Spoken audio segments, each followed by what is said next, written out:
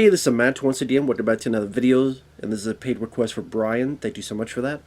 For those interested in requesting any type of videos, a topic, a reaction, random bit of business, a commentary, a movie review or re-review, video game let's try, a playthrough, what have you, PayPal is usually the best bet. I do have a Cash App because people have asked me about it. That's in the links down below. I do have a Patreon. Feel free. If not, no worries. But if so, thank you so much. Really appreciate it. We'll get to it as soon as I can. And yeah, they're in the info box, wherever YouTube put it nowadays. There, whatever. But Brian wanted me to review an episode of Spider-Man the Animated Series called The Menace of Mysterio. Now, before I get to the episode at hand, it was cool to watch an episode of the show, because it's been a while since I've seen it. Because for some reason, this show has not gotten a proper release in the US. At one point, I don't know if now, overseas you get a the full series. But in the US, there's been no full DVD set, there's been no full Blu-ray set of Spider-Man. And you would think, this is a very popular show. It lasted 5 seasons. 1994 to 1998. Is a lot of people like me grew up with the show, loved the show. Why it's been treated so poorly on home video, I don't know. I don't know if it's a rights issue. I don't know if it's just a I don't give a shit issue. But can we get this series released in the US in a proper form? For crying out loud? Even X-Men, if you did all the DVDs and then have the full set, but why not do it for Spider-Man? But anyway, yeah, I grew up with the show. Now, we didn't have Fox Kids, didn't have the Fox Network, but my aunt would send us a variety of different types of tapes that she would tape off the TV. Some more episodes of the show. And at that time, I was reading quite a bit of Spider-Man comics. I was playing video games like Maximum Carnage, and then that Spider-Man one for Super Nintendo that was the Arcade's Revenge, which was pretty bad. And being a fan of Spider-Man, I'm like, wow, this is such a great show, and I still think it is. He's got all the, the Punisher shows up at one point. I think Blade shows up at one point, and all these villains from Green Goblin to Sandman, the Mysterio to Hydro Man to like. It really has a lot of the comic in this. Venom, I love the way Venom is utilized. I actually think the way it's utilized, where it's the space shuttle and it comes down and it's the symbiote's part of it, works very well because they turn into the Secret Wars. So to have an alternate way for the symbiote and be attached to Spider-Man, I think that was still a worthwhile way of doing it. The music, the score throughout the show fits it like a glove. And the theme is wonderful by, I think, Joe Perry from Aerosmith did the guitar.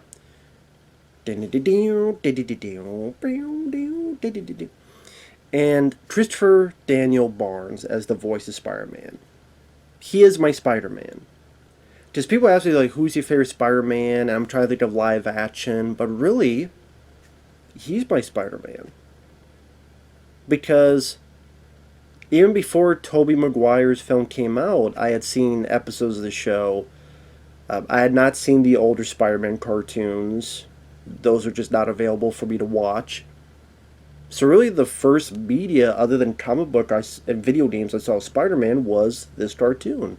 And so his voice, anytime I read the comic book, reread it, his voice would be what I'm hearing when Spider-Man's talking. Because Christopher Daniel Barnes, not just because he was the first I heard, he had the right mannerism, the right attitude. I mean, yes, he's supposed to be in college, whatever, but he still felt like a man. It's like, this is Spider-Man. Not Spider-Boy, Spider-Kid, Spider-Teen, Spider-Twink, or Twinkie, just Spider-Man. And it was appealing to me.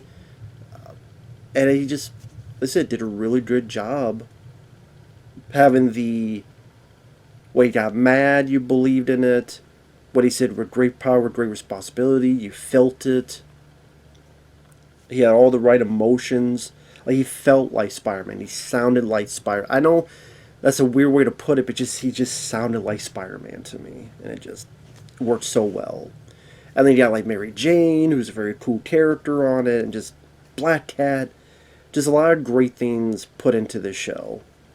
And while the animation at times is not top notch compared to like Batman the animated series, I would say the way Batman looks, especially the first couple seasons, definitely has more of a fluidity style compared to this, where once in a while there'd be like an awkward, not slow mo, but kind of like character kind of move a bit stiffly, kind of like before a scene transition, like kind of like, and then the scene cuts to something. Like sometimes it'd be that kind of awkward bit of animation, which I don't know what the deal is with that. And because of the rules that the Fox censors put on it, really hampered the show. Sadly, it was still very fun. And before I get into the episode, those censors, I gotta bring that up because that bugged the hell out of me. I knew something was off while enjoying the show back to the day. I found out later the Fox censors. I don't know why they imparted this on it. Because Batman, they could punch people, do all this other stuff. I remember the stupid reason was that, well, Batman is in a fantasy world, but Spider-Man is in a real world. I guess because, Gotham is fantasy and, New York is real. So it's fine to do in that because you just say it's fantasy. I mean, that's still stupid. It's still superhero comic book. So, for example, you cannot use the word die, kill, death, or sinister. I don't know why the hell you can't use the word sinister. So the Sinister Six, the not good six, the meanie six, the tough six. I mean, there's no guns or bullets to be used. That's why everyone shot lasers. Even cops shoot lasers. So no guns with bullets. You can't break glass or break through glass. Okay. You can't hurt pigeons. I don't think the show was going to hurt pigeons. I just guess he was swinging. No punching. That's the big thing. No punching. So, throughout the show, there's so many instances he could punch someone. No, he can't. He's not allowed. That's why when you watch the show now, it's always about the web. He uses the web to pull something. He uses the web to throw something. He uses the web to do something. And I remember back to the day I'm going, man, can he punch him? Man, okay, the web is cool, but punch him. They weren't allowed. I think maybe one time, like, he was controlled and he punched someone without his say-so. Like, in one episode, but the fact that, like, he was able to punch a Spider-Man, that is... But it's not their fault because they didn't want it. Fox censors wanted that, made that happen, said doing it or else. Kiss my ass, Fox censors. Ridiculous, so stupid. So, if that was not in place, I think you could have gotten a lot more out of the action scenes in the show. But as is, the plot of this episode, you have this fake Spider-Man robbing places. People, of course, think it's Spider-Man. He's on the walls doing all this other stuff. Meanwhile, Peter Parker's talking with Mary Jane, who's doing some aerobics. And I always liked this. Like, this Mary Jane felt like the comics, where she's a Spitfire, and she's, hey, Tiger, do some aerobics. Hey, how about we go to the movies? She's just very free, very, not henpecking Peter Parker like Sam Raimi's Spider-Man. Tell me you love me. That was like near the beginning of Spider-Man 3 or something like that. It's just like, tell me you love me. No, how about don't? I just, I'm not a fan of that Mary Jane in Sam Raimi's films. She just got on my nerves. Kirsten Dunst got on my last nerve. Like I said, the music in this, I think the score really works well with the proceedings. Ed Asner, good choice for J. Jonah Jameson. Of course, when he hears Spider-Man did this, he instantly believes it. Peter Parker wants to clear his name. This figure named Mysterio offers his help.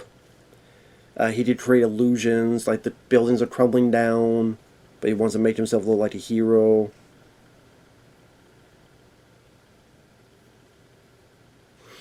I think Christopher Daniel Barnes, his voice talent, his demeanor worked well for the comedy as well.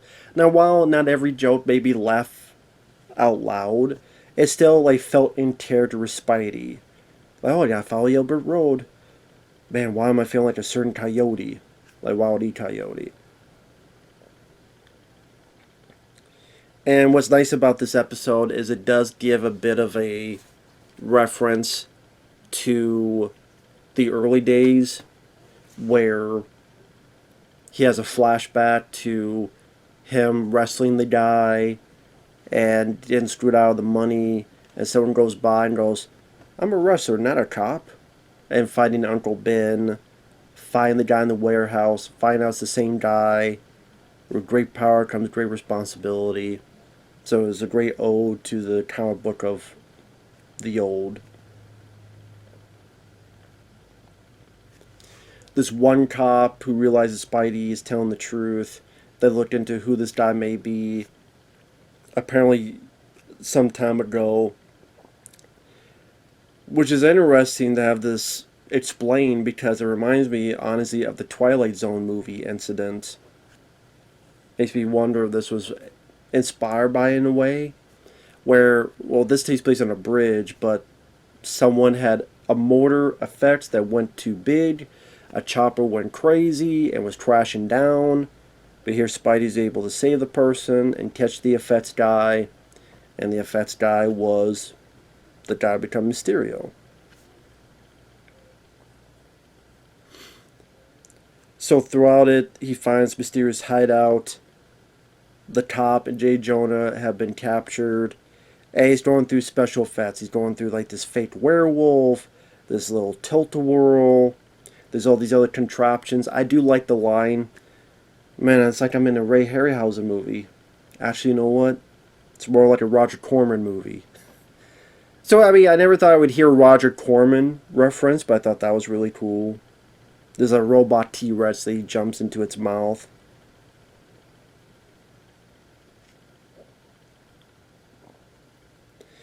And like I said, because of the censors, there's a lot more that you could have in action scenes that you're not allowed to. So he saves them with the web. Uses the web and other stuff to stop Mysterio, as well as his Spidey sense, able to jump on him and tie him up. So because of that, the action scenes, I know I'm a broken record, but just sadly the action scenes are not what they could have been, and you see that in like Batman, the animated series. What are you able to do with that stuff? What are you able to be capable of? And I wish Spider-Man was given that same flexibility. I don't think that's really fair. So I mean, I wouldn't say this was like one of my favorite episodes, but I thought it was decent. I thought that it was nice to see the reference to the old Uncle Ben stuff. When he says "great power, great responsibility," even the final bit where he's thanking Uncle Ben, like thanks Uncle Ben for reminding me of who I am and who I need to be, and to be a better person, because that's really the soul and the psyche of Spider-Man. There's some fun lines. I do like the last line. One of the last lines with like Mary Jane asks Peter Parker, "What do me and Spidey have in common?" And he kind of looks and goes, "You both look good in skin-tight outfits." Which, I mean, she does. So he's right about that part. I don't know about Spider-Man, but right about that part. But of course, basis he would say, because he's talking about himself, and then, you know. Of course, if I was Mary Jane, I'd be like, this guy bi? He thinks Spider-Man's sexy like I am? But, let's say the voice work, I think, I like the voice actors. I think the voice of Mary Jane worked very well. I like the love story. You really felt the love story throughout the show. I hated how the show ended on a cliffhanger. Because, like, Mary Jane is lost. Like, Mary Jane kidnapped. Then you think you got the real Mary Jane, but then it was a fake Mary Jane. Then the fake Mary Jane was gone. But then Madam Web says, I did help you find the real Mary Jane. And then that led to another show where he's, like, in the future. And then that lasted only one season. And then it was done. And then you never got closure. And I hate that you never got that closure. That always sucked to me. So I always thought that was real shit. That's just me, though. But with that said, I do like the show quite a bit. This episode was pretty decent. I like the character Mysterio. I like some of the parlor, the cheap parlor tricks, as Spidey says it. Like I said, I wish they could have had a bit more freedom, so they could do more without the censors. But overall, yeah, it was nice to revisit this. So with that said, thanks for watching. Take care. Thanks once again, Brian. And we'll see you guys later. Bye-bye.